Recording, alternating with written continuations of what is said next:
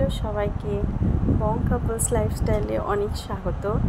আজকে বুধবার আর ছেলে স্কুলে চলে যাওয়ার পর আমি শুরু করছি রান্না। দুপুরে বানাচ্ছি ডিমের অমলেটের কারি। তার জন্য অমলেটগুলো ভেজে নিচ্ছি। পেঁয়াজ কাটা হয়েছে, রসুনও রয়েছে তরকারির জন্য, আর বাকি পেঁয়াজগুলো আছে অমলেটের জন্য। তো আমি অমলেটটা এইভাবে ফোল্ড করে বানাচ্ছি, তাতে সুবিধা হয় রান্না করতে, পাটিসাপটার মতো ফোল্ড করে। আর আমি এইভাবে অমলেটগুলো মাঝখান থেকে আবার কেটে নেব।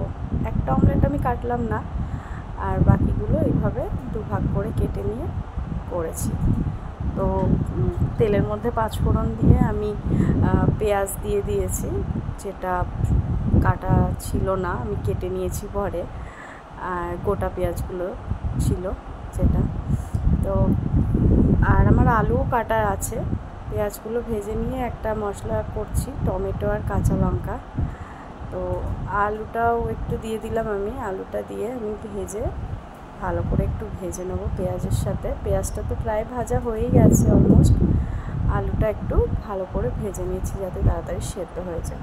এরপর এতে আছে আমার টমেটো আর লঙ্কা বাটা, রসুন বাটা আর সাধারণ কিছু গুঁড়ো মশলা, মানে হলুদ গুঁড়ো, কাশ্মীরি লঙ্কার গুঁড়ো আর জিরে ধনে গুঁড়ো, সেটাও আমি এখন দিয়ে দিচ্ছি। এবার এইটা মশলাটা ভালো করে একটু কষিয়ে নিতে হবে, যেটা আমরা করেই থাকি। আর এই পর্যায়ে আমি নুনও দিয়ে দিয়েছিলাম, একটু মিষ্টিও দিয়ে দিয়েছিলাম ব্যালেন্সের জন্য। দেখুন আমার কষানো প্রায় হয়ে গেছে। এবার আমি জল দিয়ে দেবো। তো অমলেটগুলো আছে ওখানে, আমি জলটা দিয়ে দিলাম। ঝোলটা ফুটে উঠেছে, এখন আমি কিন্তু ঢাকা দিয়ে দেবো। এখনই অমলেটগুলো দিলাম না, একটু আলুটা সেদ্ধ হয়ে গেছে, তখন আমি দেখুন অমলেটগুলো দিয়ে দিয়েছিলাম পরে। তো দেখুন পুরো তেলও ছেড়ে আসছে, আর আলুটাও প্রায় সেদ্ধ হয়ে গেছে। এটা আমি এখন একটু নামিয়ে নেবো। এবার আমার এটা নামানো হয়ে গেছে। এবার আমি পরের প্রিপারেশন চলে যাচ্ছি। ডাল আমার সেদ্ধ করা ছিল, আমি একটু পেঁয়াজ কাঁচা লঙ্কা ভেজে ডালটা ফোড়ন দিয়ে দিলাম।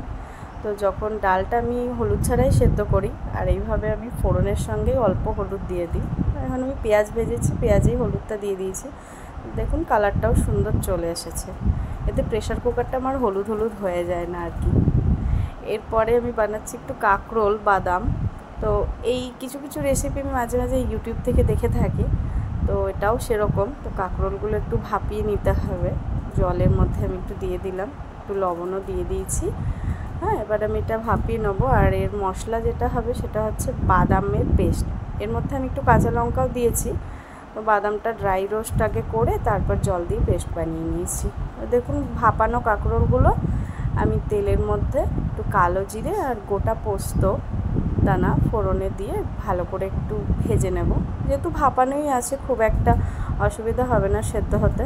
এরপর আমি দিয়েছি একটু নুন, হলুদ গুঁড়ো আর কাশ্মীরি লঙ্কার গুঁড়ো। তারপর দেখুন বাদামের পেস্টটা আমি দিয়ে দিয়েছি। আমি ঝাল লঙ্কার গুঁড়ো দিইনি, যেহেতু আমি কাঁচা লঙ্কা বাদামের সাথে পেস্ট করে নিয়েছিলাম। এবার ঢাকা চাপা দিয়ে একটু কষিয়ে নেব। তেলটা ছেড়ে আসছে পুরো।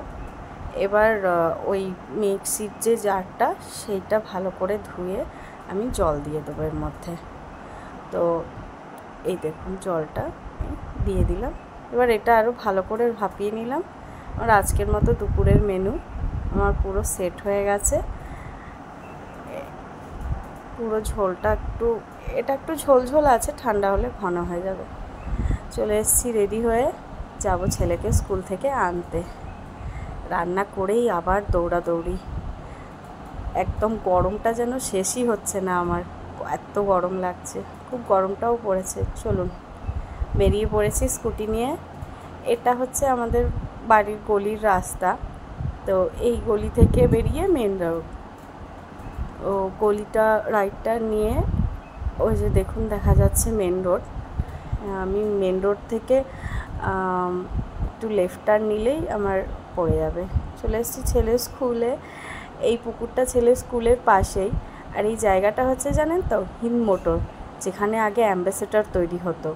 আপনারা সবাই জানেন যে হিন্দ মোটরে অ্যাম্বাসেডর তৈরি হতো। এটা সেই হিন্দ মোটরেরই school, HM education centre, CBSE বোর্ডের। ছেলেকেও নিয়ে নিয়েছি।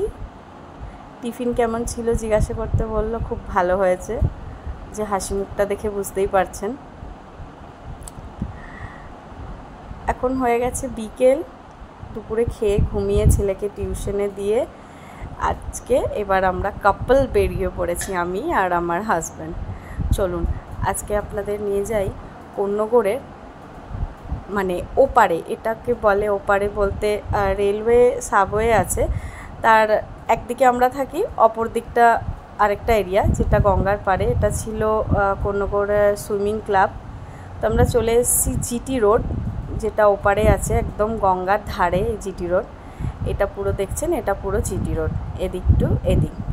আর এই সামনে যেটা আমি আপনাদের নিয়ে যাচ্ছি সেটা হচ্ছে জিটি রোডের ওপর কোন্নগর 12 মন্দির ঘাট বলে, এটা ভালো করে শুদ্ধতে দ্বাদশ মন্দির ঘাট। এই ভেতরেই আছে জগন্নাথ দেব, তার পুজো হচ্ছিল। ওই যে আমার কর্তামশাই ফোনে কথা বলছে। আর এই দিকে 6টা আর এইদিকে 6টা, দু সাইডে 6টা 6টা 12টা মন্দির, তাই জন্য এটা 12 মন্দির ঘাট। খুব সুন্দর। এখন চলছে ভাটা, এখানে বিকেলে অনেকেই বসে থাকে, খুব ভালো লাগে। আমরাও আসি মাঝে মাঝে, এসে বসে থাকি, আপনাদেরও দেখাবো। তো এখন ভাটা চলছে, সেটা কিভাবে বোঝা যাচ্ছে দেখুন, এই যে গাছগুলো যাচ্ছে বাদিক থেকে ডান দিকে, এই যে ফোনে কথা বলছে, আমরা একটা ফ্রন্ট ভিডিও নিয়ে নিয়েছি। আজকের এখানেই শেষ করলাম, আবার অন্য একটা ভিডিও নিয়ে আবার চলে আসবো।